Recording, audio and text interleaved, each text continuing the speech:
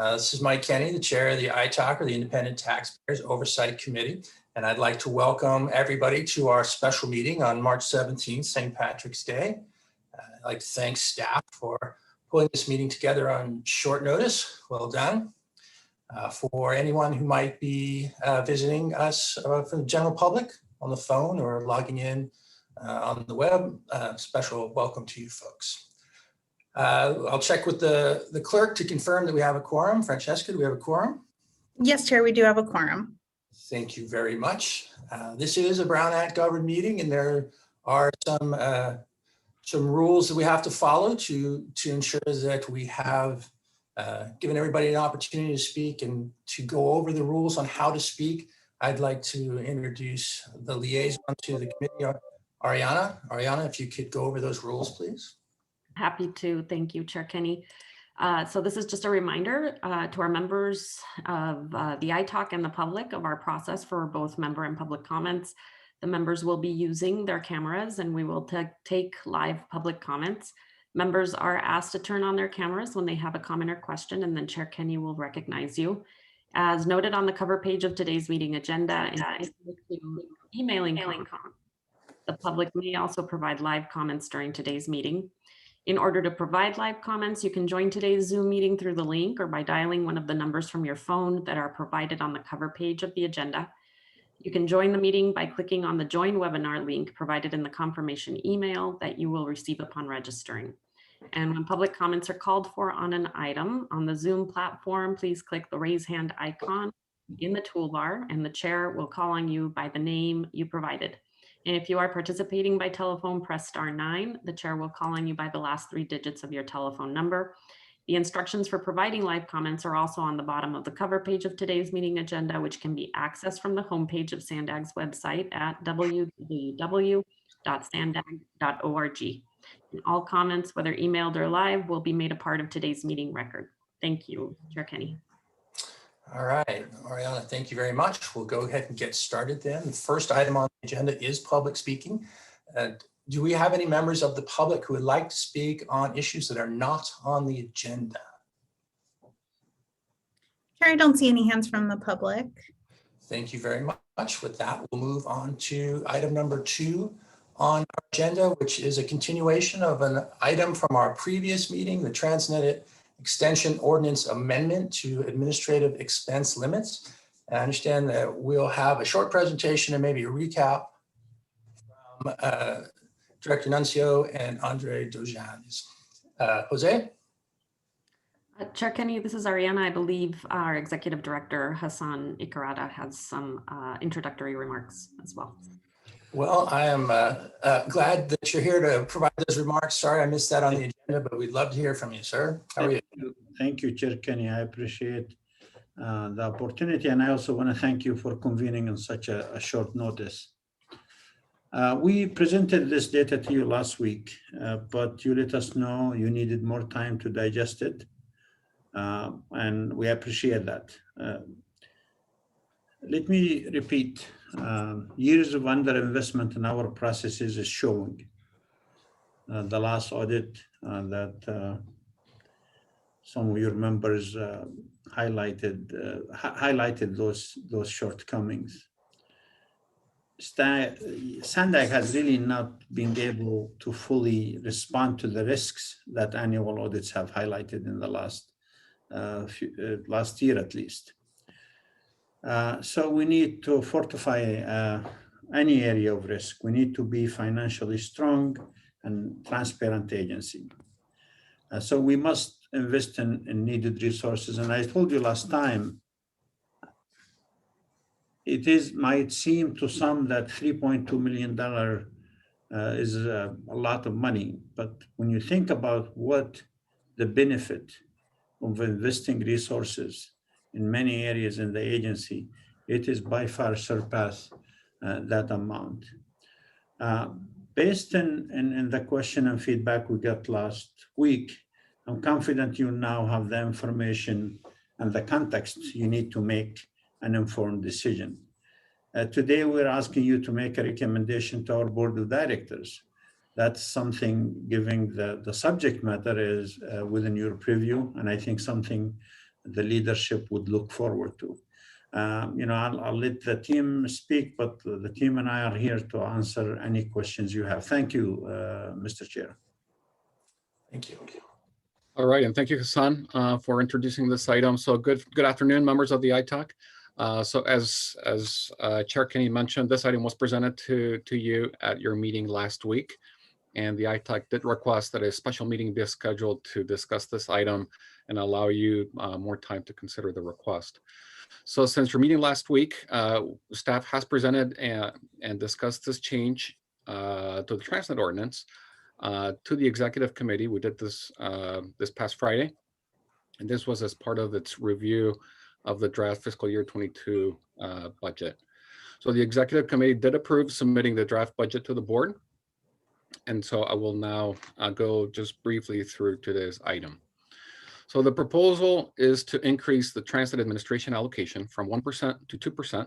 And in fiscal year 2022, this would work out to about 3.2 million additional funding.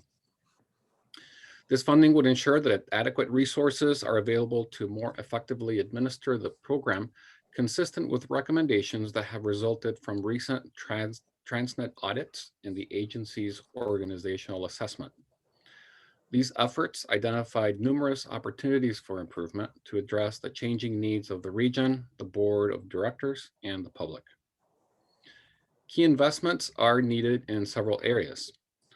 Performance management, data analytics, and modeling to enable target setting and improved reporting of outcomes and greater transparency. And I think, we started to hear about this in past triennial audits, I think as early as 2015. So that's something that, we've continued to hear from you. Services and communications to advance local policy initiatives and to be able to better compete for federal and state funds to leverage TransNet dollars.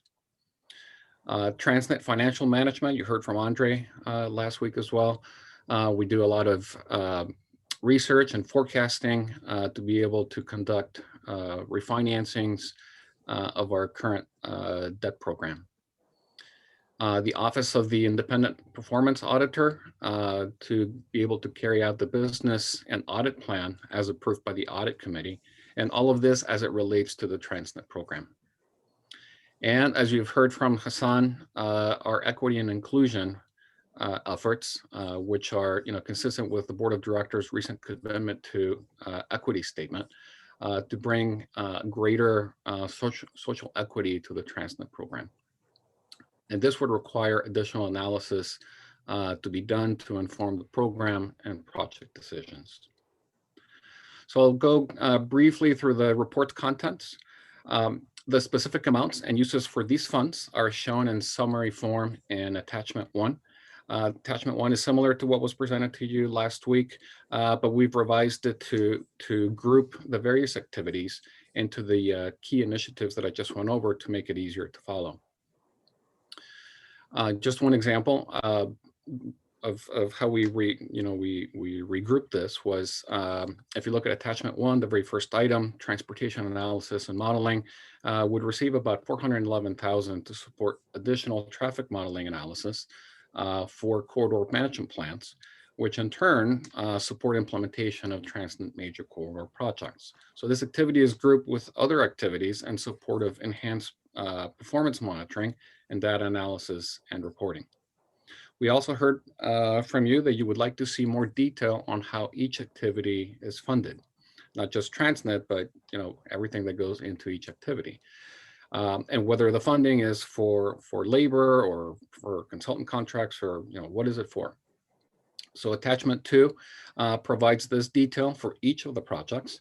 And so if you turn to the first page of attachment 2, you'll see the $411,000 that I just referenced, and that's highlighted. And additional information is provided for this particular project. Attachment 3 is the same as what was provided last week, and it shows how the allocations for each of the TransNet sub-programs would change, both in dollar terms and percentage-wise. We did receive a number of questions from the ITAC by the time that we posted the item to the public last Friday. And so attachment 4 includes the questions that we received, as well as the responses that we provided. for those questions. I'm not going to go through every single question, but I did want to highlight a few of them. So some of the questions had to do with, how are the administrative activities managed at SANDAG, and how does SANDAG pay for them? So SANDAG includes administrative activities throughout its programs and uses a variety of fund sources, including TransNet, but also TDA, state, and federal funds.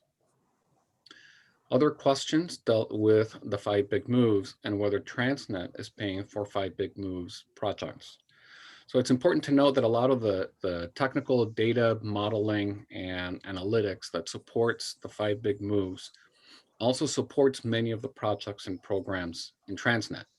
And so that is the part of what this additional 1% would pay for. But it's also important to note that at this time, the actual 5 big moves projects, projects like the next operating system or flexible fleets, those are being paid for with federal dollars. Other questions dealt with how does SANDAG compare with other agencies? So one example in the area of government relations, SANDAG pays about half what the city of San Diego pays for both its state and federal lobbyists. And SANDAG pays about 40% what our sister agency in Orange County pays for its federal lobbyist. It's also important to note that SANDAG's lobbyist needs are more complex than for many of our sister agencies, and that SANDAG does research, planning, and implementation of projects and programs, and is not limited to its scope by whatever that agency may do. Some agencies focus mostly on planning, others on implementation. SANDAG is far more complex. Another question dealt with how many positions would be funded with this change. So there's only 2 positions that are directly funded with TransNet administration funds. One is in the Office of the Independent Performance Auditor, and the other one is a TransNet financial analyst. So today, staff is asking for recommendation from the ITAC to the board to approve this increase in the TransNet administration allocation from 1% to 2%. In terms of schedule, there's 2 separate processes that I've been talking about, one for the budget and one for the TransNet ordinance amendment. The schedule for the draft budget, which does include this increase, as I mentioned, it's already gone to the executive committee, and the executive committee did forward it on to the board. The draft budget will be received by the board at its March 26th meeting, and we are asking that they approve this for distribution to government agencies like Caltrans and the federal government. In May, we would bring back the final fiscal year 22 budget to both the executive committee and the board for their approval. And the other process, the TransNet ordinance, that would need to be amended to change the administration allocation from 1% to 2%. So that amendment request would be brought to the board twice in April and May for hearings and final adoption. This being an ordinance amendment, it would require a 2/3 vote of the board to be approved. And assuming it is approved, it would become effective 30 days after the adoption by the board. As part of this process, we would bring the ordinance amendment request to the ITAC in April for discussion and for a recommendation to the board. And with that, Mr. Chairman, that concludes my report, and I turn it back to you. Well, thank you very much for your comments. Before we begin discussion amongst the committee members, well, let me just check. Are there any members of the public who would like to speak on this issue?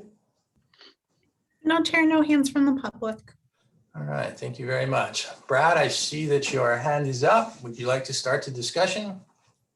Yeah, thank you, Jose. And Jose, we're going to miss you, buddy.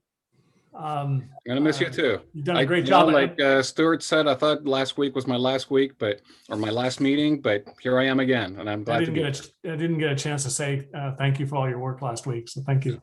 Thank you so much. Can you clarify something that's in the page 2 of the summary, where it says on the top of the page, about the 7th line down in the first paragraph, It says TransNet funds to continue and do not fund other agency initiatives, e.g. the 5 big moves. It says that there, but yet in the attachment 1, in all the on just the first page of attachment 1, the use of additional funding, 5 big moves is listed 2, 3, 4 times that it's going to be used for the 5 big moves. Can you clarify? Sure, and that? then I'll start, and maybe Ray Major can add to that. But so, as I said in my remarks, the data analytics, modeling, that is done sort of, for the big picture, which is required for the regional plan, which is where the 5 big moves is incorporated. But if you recall, I mean, TransNet also touches on all facets of, transportation here at Sandag. So we would also use all of that analytics, modeling, research to better implement the TransNet program. And so that portion of it does support the TransNet program. It also supports the 5 big moves. It just supports all of the transportation initiatives that we do. From a capital standpoint, what I also wanted to highlight in my presentation is that those specific projects that are 5 big moves, like the next operating system or the flexible fleets, those are in the budget, but those are not funded with TransNet. Those are funded with other things, other fund sources. And So I just don't know to, if that answers your question.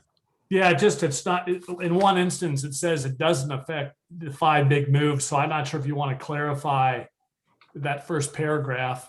Sure, we can do that. And then, I've been on this committee for a long time, and I've always stressed, and voters voted for a balanced approach. And are with this move, first of all, it seems, I'm just not sure what the money's needed for.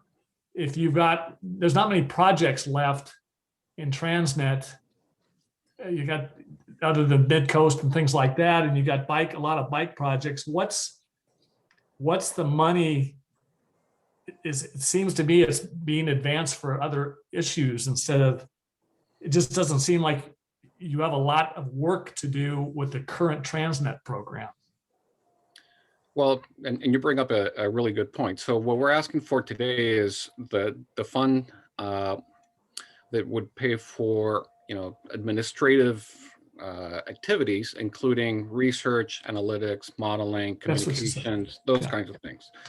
But in terms of which projects are left, we actually, if you go back to the 10-year review that we did, 2 years ago or so, and we're only looking at the major corridors projects, about 1/3 of the projects are actually done. They're completed. About 1/5, 20% of the projects are in progress. So between both of those, either we've completed or are in process with about half of the projects. So we still have about half of the projects that we need to complete. Where we find ourselves is that as we are transitioning from a debt financed program into more of a pay-as-you-go program, we need to essentially live within our means. And right now, most of the TransNet funding that's coming in within the major corridors program is being used for debt service. So most of the funding that we have to support the TransNet program is state and federal formula funds, plus any competitive funds that we might get. As we move forward into the future, the amount of TransNet money that the agency would have that's not needed for debt service, that will increase. And we will be able to tackle some of those remaining projects that we still have. And then, Mr. Chair, just one last question for Jose.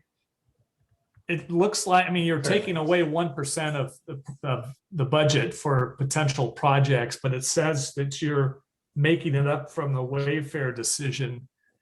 But that 4% from that is money it's not going to stay at 4%. So at some point, you're going to lose ground on this 1% that could go towards transportation projects. Can you clarify? It looks like you guys are just moving money around to take care of this. Right. So the Wayfair decision is actually it's more of a structural change. So it's almost like the the baseline is actually moving up because the state and, agencies like ours, we are now able to collect taxes on any sales that occur from out-of-state sellers. So this was a one-time bump, essentially, that raised, the line, and it's not just a 1 year. This is something that will continue on into the future. It just seems that I'm just curious. It's not going to be that high. That waiver decision doesn't seem to. Just hoping that the projects that are still promised to voters don't get the short change here because of this maneuver. Right. So that's all I'm concerned about. Excuse me, this is Ray Major. The Wayfair decision allowed us to start collecting money on those internet sales that we historically hadn't been able to collect on. And what we found is that it's a much larger amount of internet sales that were happening than we had anticipated at all before. And then with the whole COVID too, what we saw is a huge spike in internet sales and people really adopting that technology for doing lots of different types of shopping. And as we have gone through COVID, what we've seen is some places like restaurants have started to recover and foods and like grocery stores are going back to normal, but internet sales are not going back to normal. They're staying high. And so we would expect that we would have a continued increase in the amount of sales tax that we're receiving from Wayfair. Good. Thanks, Ray. Sure. The other thing I wanted to mention too was that we talk about the 5 big moves as if it was a finished project, and it's really part of a larger planning cycle. This just happens to be our 4-year cycle that ends in 2021. And my team is already working on the 2025 plan and adjusting the models and adding new modules so that we can do the analytics on how the new operating system and the autonomous vehicles and everything else, how that is going to actually play out in the future. So if you hear ABM right now, it's referred to as ABM 2+, and that's because we added a few components to ABM 2 in preparation for the 5 big moves, but we still have to finish writing that model. And like I said, we've already started, and my team's feeling we're behind for the 2025 plan.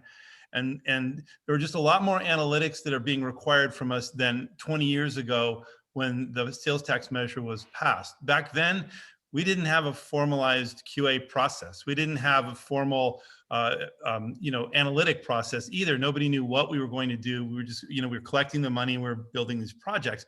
But as data science and the entire, people wanting to understand the information has grown, the demands for analytics have become extraordinary within our agency. And it's also pointed out in these audits that, we need to do more in terms of monitoring how well we're spending TransNet dollars, and that would require us to do data analytics, to collect that data before we start the projects, and afterwards we could calculate how effective they are. And these are all great suggestions from the auditors, and they all require us to do more in terms of analytics. And that's where the onus of this is coming from. Good. Thank you. I like that. Thank you.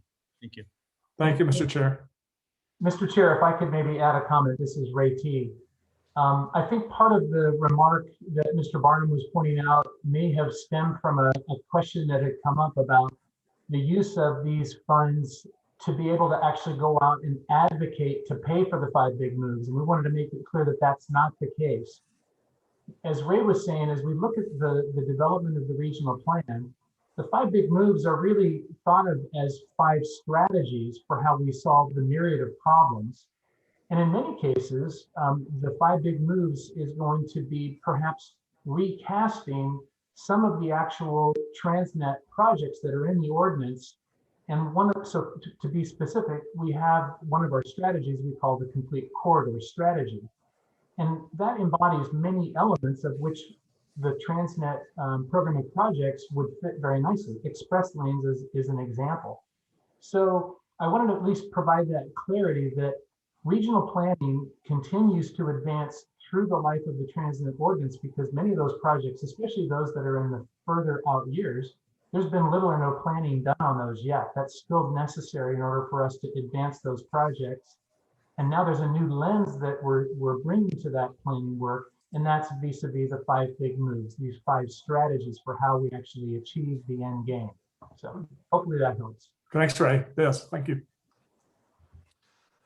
Les, you've been waiting patiently with your hand up. Would you like to go next? Yes, please. And I'd like to begin also. Jose, I missed the last meeting, and I just want to extend my thanks and congratulations to you. It seems like our days at Caltrans were just yesterday, and that time has went by in a blink. So good for you, man. That's awesome. Thank you.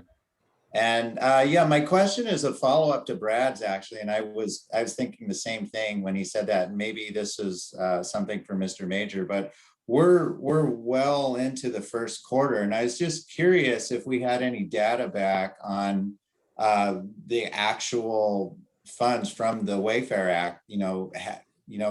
Do we have any data that knows how that's tracking? Are we on the way for 4%, or is it actually looking better than that? We do have numbers. I don't have them off the top of my head. We presented those to the board of directors at last month's meeting, so I can look those up and get back to you. Or Andre, do you have them? I just don't have that information in front of me. Yeah, so in general, if I can share, Ray, so when we did the projection or the budget in fiscal year 21, Ray had projected that we would be down approximately 7% for the year. When COVID first hit, it was going to be 13%, but that was allocated between 2 fiscal years. So for the second part of the year, it was approximately 7%. As it turns out, through December, we're actually up for the year. So we actually went to our board recently, we're up, just over 1%. We went to our board and we amended our fiscal year 21 budget through December to reflect the increase, not only in TransNet, but also in TDA funds. And I think from Ray's economic team, Stephanie, who's actually dived into the numbers with Muni Services, our sales tax consultant, it looks like the actual increase, a majority of it has been due to internet sales, and approximately 4% of it is due to, as we just discussed, the Wayfair decision. So yeah, I think, we were tremendously surprised, and it's not just the San Diego region, I think it's statewide. That sales tax have come in a lot stronger based on what we initially thought when the pandemic first hit.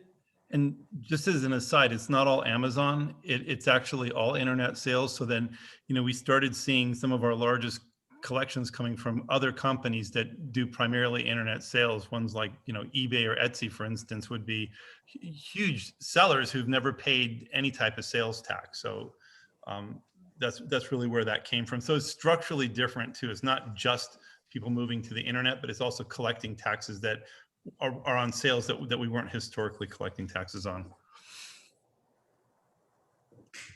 Thank you. That's good news. Stuart? Thanks, Mike. I really appreciate the responsiveness of the staff to all our additional questions and the additional work on a quick turnaround. And for anyone who might have read my somewhat lengthy email with comments and questions, I appreciate your indulgence. And just want to mention that if any of it seemed a little nitpicky, I hope you all embrace on an ongoing basis, not just for this presentation, some of what I intended to be constructive feedback on how to make meeting materials like this more impactful for folks like ourselves. In particular, things like bulletizing key information, ordering tables by the magnitude of an impact. Those fairly simple things really make a huge difference in making meeting materials like these more user-friendly. So I really appreciate that. And like I said, hope that you'll sort of carry on those lessons for future things.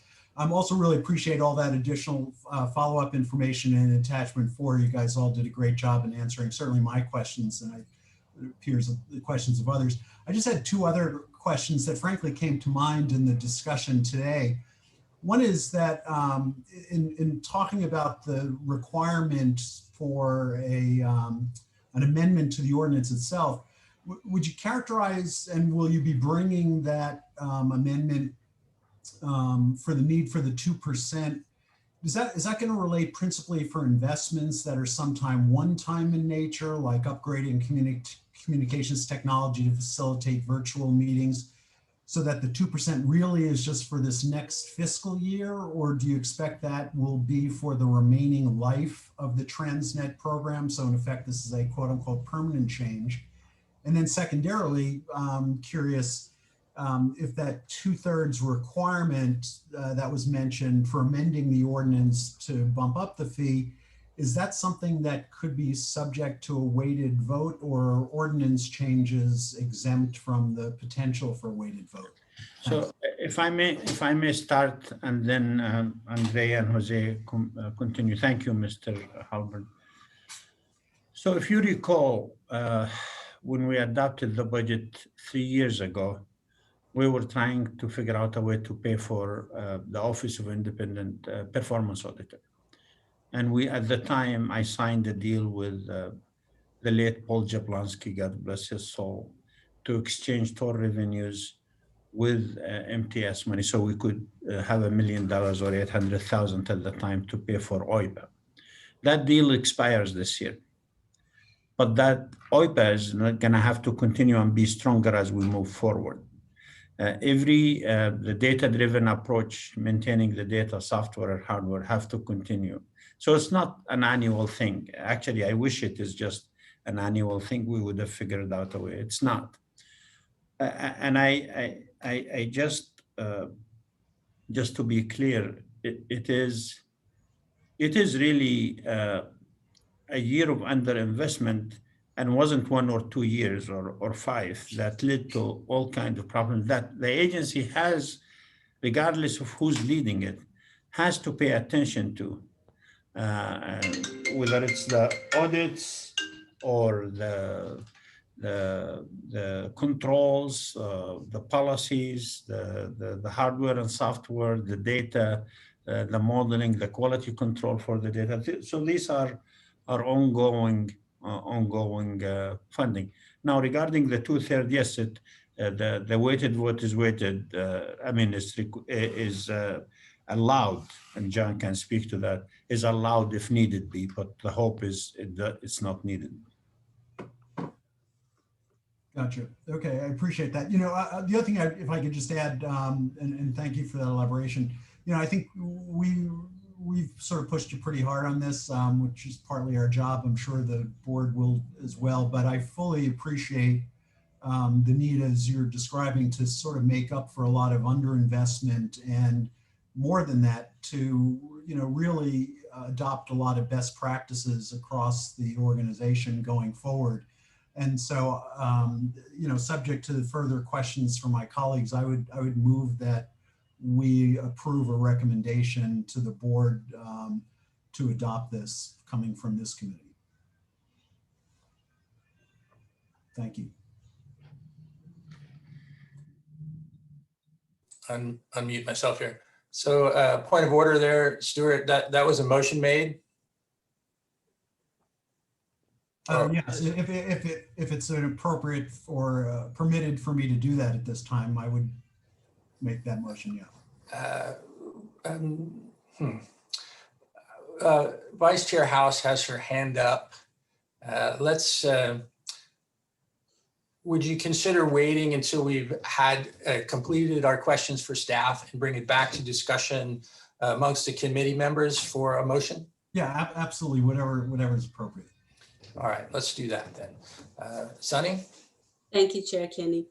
And thank you, staff, for putting this information together. It was very helpful to go through that. I have a question on attachment 2 before I have further discussion and share my observations.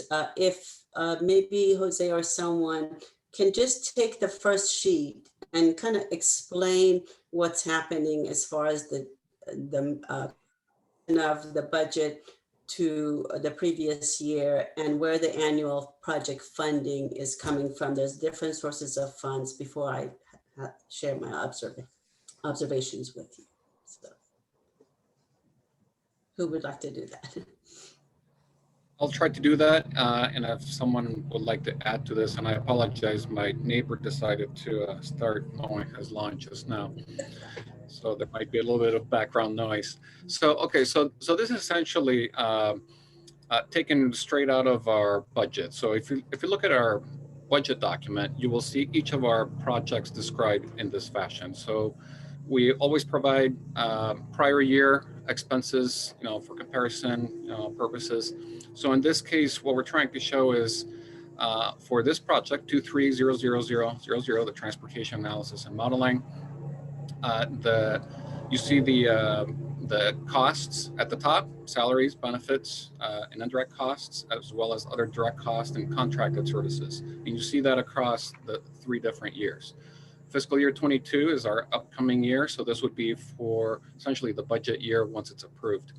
And then the second part of the table is how that is going to be paid for. So you can see that there's a variety of fund sources that have been used in the past: federal, transportation administration funding, plus some TDA funding as well. For fiscal year 22, we continue to use some of the FTA planning funds, plus the change that we're highlighting here is the TransNet funding at almost 411,000. So obviously the costs and the revenues are equaling each other out. And then down below, there's just more information about what the specific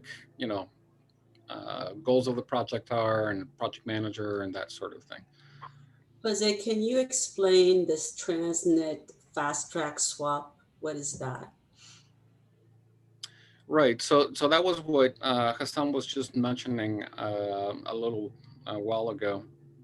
So about 2 years ago, Sandag and the transit agencies agreed to do a swap of funds between TransNet operating funds as well as fast track, the toll funds that are collected in such a way that the agency would be able to collect or keep the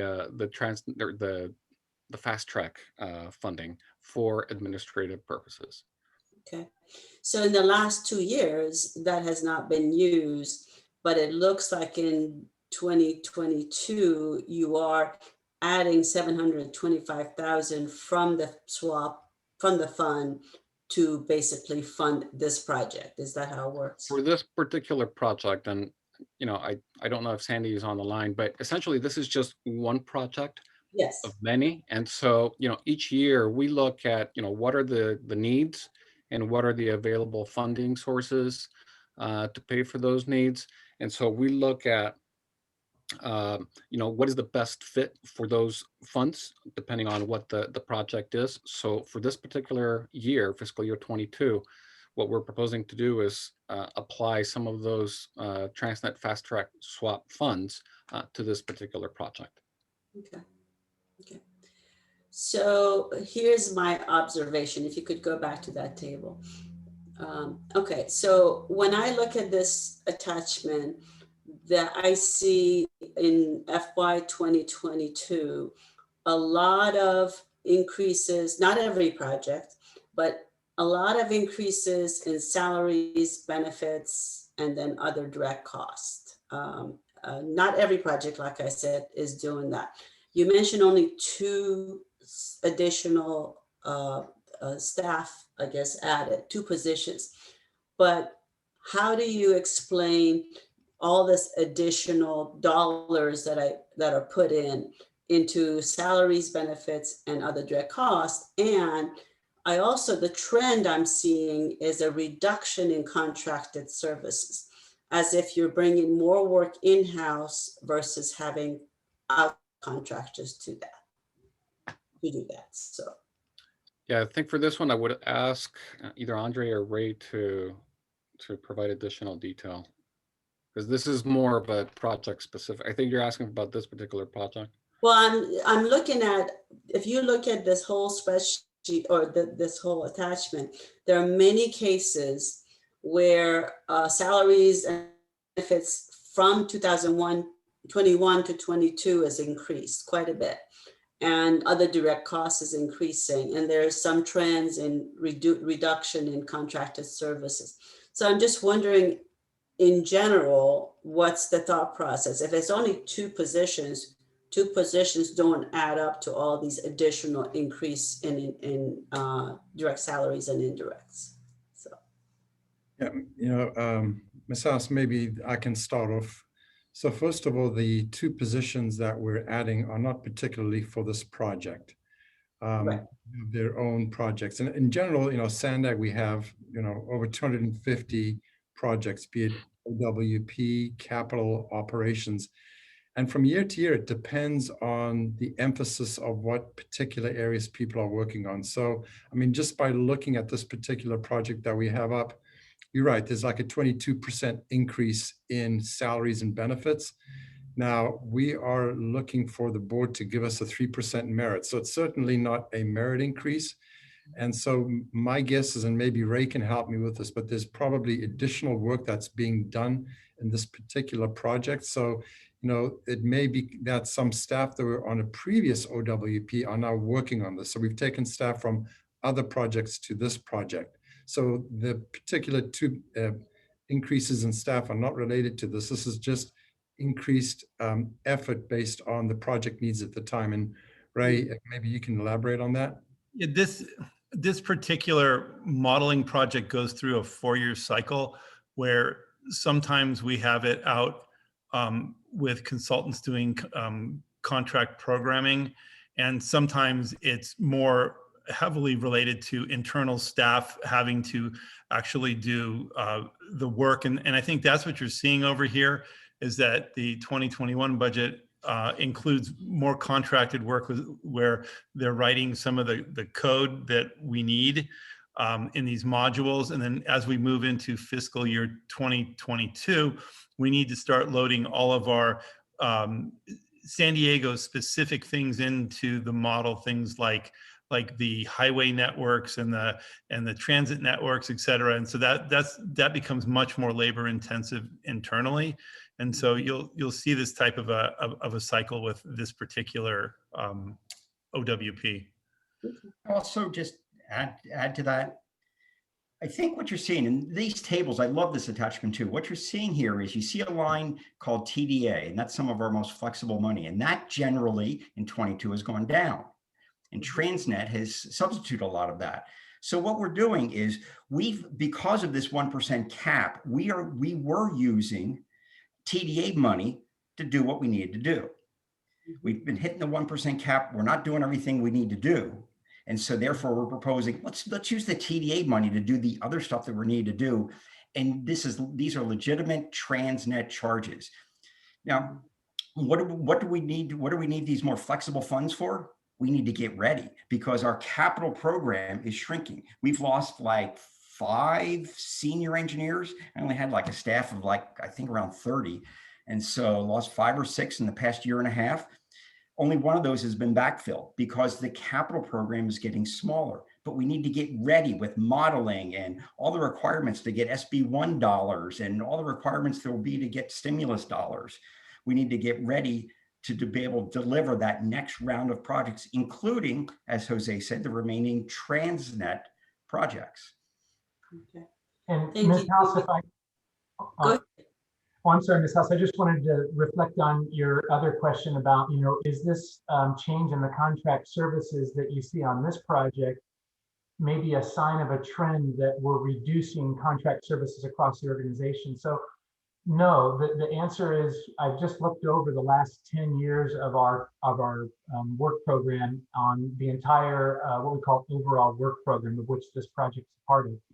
And as Ray Major indicated, we go through somewhat of a cyclical experience. And in this particular case, I don't see a downward trend at all, but it does vary from year to year. Sometimes that contract service amount will go up. Sometimes it might go up 1 or 2 years in a row or go down.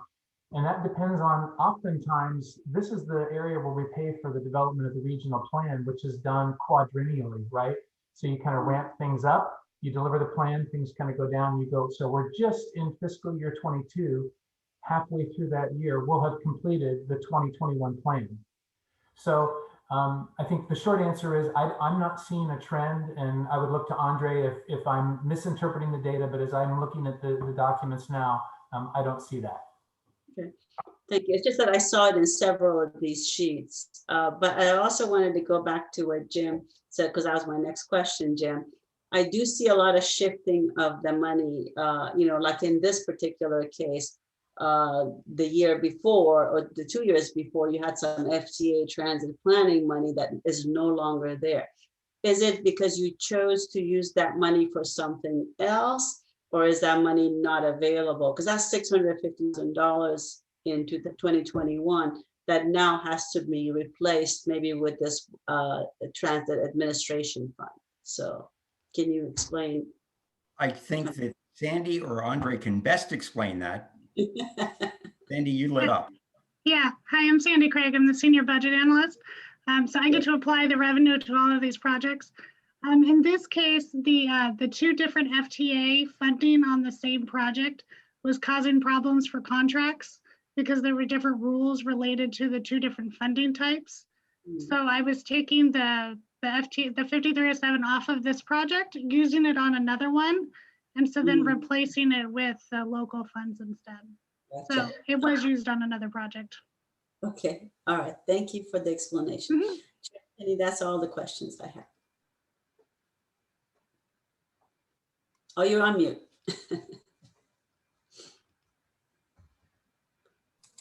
I'm new. Yeah, thank you for that. I would point out that the last sentence in that second paragraph for that particular item spoke about migrating the existing transportation modeling system to a new software platform. That's an expensive piece of software, and it has to happen because the modeling community grows in dog years these days. And if we want to be able to provide modeling data in the way our constituents want us to be able to model, we have to do that. So that $200,000 bump seems like a big number, but when you consider the effort that the modeling folk at Sandag are going to go through to do that, it's probably commensurate to the effort.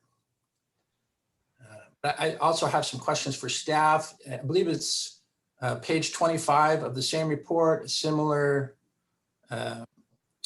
it's government relations, I think is the title of that. So this looks like it's going to see about a $450,000 increase. Under your previous accomplishments, you have a tremendous amount of accomplishments. Those are pretty impressive projects, but in the objective, there's no specific projects associated with that. Is that additional money going to be a continuation of those other things you've listed below, or is there some specific objective under government relations that's going to be costly next year? So Chair Kenny, I can provide a bit of insight here. So a couple things are at work, and that is, I think given what Jose was mentioning, we've got a greater need to be able to go out and make the TransNet funds stretch further. And we see opportunities with federal stimulus. That's a big area. And we also see it with the reauthorization of the transportation legislation, which we also anticipate occurring. So there's a lot of work that's going to have to take place actually now over the course of this next year to make sure that the region is well represented. As a part of that representation, we've just gone out and had to re-procure some of our contract services. And so you will notice that there's a pretty substantial increase. And that's because we're just coming off, I think it's a more than a 10-year contract. So we've now re-procured and prices have reset. And then to your other question, the whole area of emphasis that this particular work program is structured around is what we call the legislative program. And that legislative program is a set of initiatives that the board adopts annually, and it includes conversations around the current emphasis. And so these would be things like our priority projects, of which we've got the 5 major priority projects, but we've got, as Jim said, 245 other projects that we're actively advocating for. And so the priorities for this work element come from that LEDGE program. The board just went through its review. I think it was in February when they adopted that. And that covers just 1 year. And then each year, the focus might change given the prerogative of the board. So that's what's driving the work here. Thank you. Second question for staff. I understand that there's 2 auditing positions or auditor positions that are going to be created by the potential new resources. A couple years back, we had to answer some pretty serious questions about our forecasts. Would either of these auditing positions help in the preparation of those forecasts so we wouldn't be in that position again? I can try to start with that, and then we can talk to Ray Major. So we've got 2 positions that are funded. One of them wholly, which is a new position with the Office of the Independent Performance Auditor. So that is proposed to be fully funded with the TransNet funds that we're talking about today. The other position, I believe, is only partially funded, and it's not an audit position. So I just wanted to bring some clarity there. Ray can talk about the other investments that we're talking about, which will definitely help with respect to data quality and enhancing a lot of our work. So Ray? Yeah, thank you very much. So 6 weeks into my tenure here at Sandag in 2017, I ran across that forecast error that everybody now talks about. And at that time, we had no formal QA process. We had an embedded QA process where people check their own work, and it was something that had just grown out of the fact that we always did the work the same way for the previous 20 years. We did a tremendous amount of work to unpack and remove the QA process and create an external peer review process that is independent of the actual statistics that are being calculated. Okay, so now the group that calculates the numbers is not responsible for the quality assurance of those numbers. That actually goes to a different group. So we did as much as we could internally with the staff that we had to restructure what we were doing. But as we've seen with all of the audits, there's more that could be done in terms of QA. There's more documentation that they would like to see, and there's more areas that they would like us to QA. So part of what I tried to do was to do, the Pareto principle, is QA the 20% of the stuff where 80% of the problems are probably occurring. But we really do need to go deeper than that.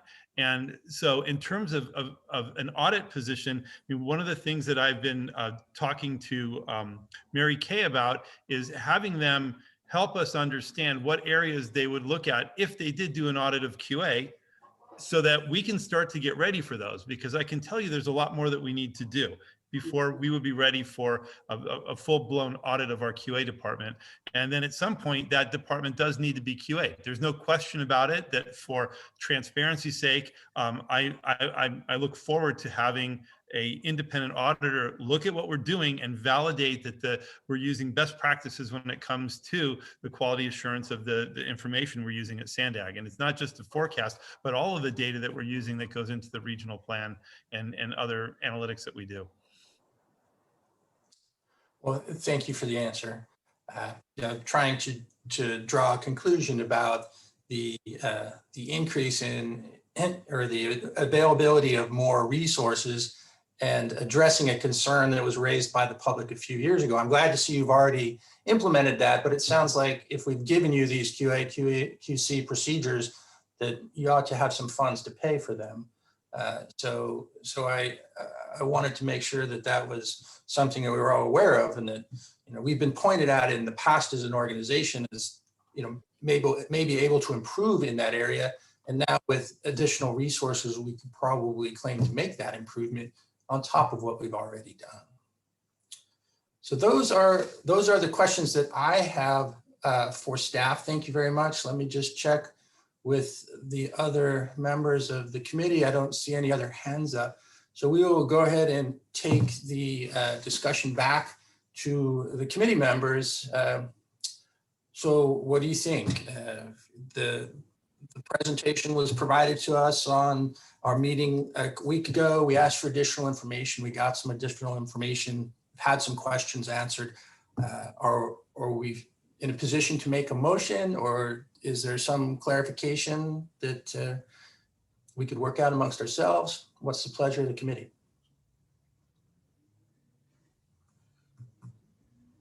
Well, See Mr. Halpern's hand is up. yeah, I would defer to our counsel on the governance process here, but if this would be the appropriate time, again, I feel like we've pushed pretty hard, and I think we all, as Mike, as you're alluding to, we all have to recognize that there are some investments that are necessary, and the situation is different than at the time this ordinance was written, and the 1% may have been appropriate at that time, but I'm pretty comfortable that the kinds of things that they're talking about doing that this additional 1% will go towards will ultimately benefit the taxpayers in the region and Sandag's further Sandag's mission. So I would propose that we recommend adopting that change to the ordinance for the board. If that's, I think that's exactly what we're being asked for, right? We don't get any kind of veto power here. It's not an approval thing, but rather it's just simply to recommend that the board approve the change to the ordinance. If I could reply to that, the TransNet ordinance just does call on the ITOC to make a recommendation to the board when there is an amendment to the ordinance that is proposed. So your motion appears to be consistent with that provision. Thank you for the clarification. We have a motion. Is there discussion on the motion, or do we have a second on the motion? I like to second that. I think it's important for us to recommend this action as far as the dollar amount or the percentage. I think we need to see how the board reacts to it and the committee's discussions, because that's a budget discussion and that's not in our purview. So just wanted to clarify. We do have a second. I see a hand raised. Mr. Barnum, would you like to make a comment? Thank you, Mr. Chair. I support the motion too. I just two comments, and Ray Trainer, just to clarify, this doesn't affect projects. I mean, there is a cost effect of projects in the future. Does this affect any projects that it could be that have been promised to the voters? That's a hard question to answer, Mr. Barnum. I think that what we're talking about here is a reallocation of the TransNet revenues that are collected. And so as we prepared, I think it was attachment number 3 that outlines where the funds would come from. So if there's any impact, it would be to the member agencies. And those would be distributed among all of the member agencies. So I can't say that there's a specific project that would be impacted, but clearly, as we've described, this is an ongoing expense. And so that contribution from all of the TransNet funds would be felt over the remaining life, unless the board, through the ITOC, were to recommend further amending the ordinance downstream. But that's the intention today, is to reallocate those existing revenues and apply more to these administrative fees, so not directly to a project per se. And then your explanation of the money helping pay the 5 big moves, can I ask if a sentence can be changed on page 2 of the summary, because it does say the page 2 of the summary, the 4th line from the bottom, including activities that directly support the TransNet program and do not fund other agency initiatives, e.g. the 5 big moves. So can you clarify somewhere in that sentence or a paragraph that it's going to pay for some aspects of the 5 big moves, according to attachment 1? Yeah, I think given my earlier comments, I can work with the staff to make sure that we've got that statement, as you've just pointed out, actually correctly stated, and just to be consistent with the rest of the documents that we provided. And I don't know if that'd be part of the motion, or if you guys would staff would just take care of that, Stuart. I don't know. So we'll take care of that, Mr. Burnham. thank you. All right. I would agree with my colleagues. I think your scope has increased over the years. I think the types of things we're asking you to do takes more effort because of the nature of instantaneous communications and volumes of data. And I'd like to point out that we're also on the cusp of connected vehicles. We were seeing streetlights that give us data in the past. They just came on at night. So we're going to be in a position in the near future to manage even more data and probably pay a larger percentage for administrative tasks as well. So I'm supportive of the motion as well. So with that, I will ask the clerk to call for the vote. Thank you, Chair. For real estate right-of-way acquisition, Jonathan Frankel is absent. For licensed civil traffic engineer, Chair Kenny. I approve. Thank you. For contractor construction, Brad Barnum. Approve. Thank you. For biology environmental, Dustin Fuller. Approve. Thank you. For finance budgeting, Stuart Halpern. Approve. Thank you. For licensed engineer, Les Hopper. Approve. Thank you. And for CEO private sector, Vice Chair House. Approved. Thank you. And that does pass with those members present. Well, that will take us to the close of our meeting here. The next item is public comment. Do we have any members of the public who would like to comment? No, Chair, we do not. Okay. And Ariana, our next meeting is scheduled for? That would be April 14th at 9:30 a.m. Perfect, 9:30. And for that agenda, we'll have both meeting minutes to approve? Yes, that's correct. All right. Any final comments for the greater good from either the committee members or agency staff? Spend the money wisely. If I may, Mr. Chair, I want to thank all of you for convening in a special meeting. I know you're busy people, but like Mr. Burnham said, we will spend the money wisely. And I honestly think that you made the right decision for the taxpayers of San Diego. Certainly. All right. With that, we will adjourn the meeting. Have a happy St. Patrick's Day.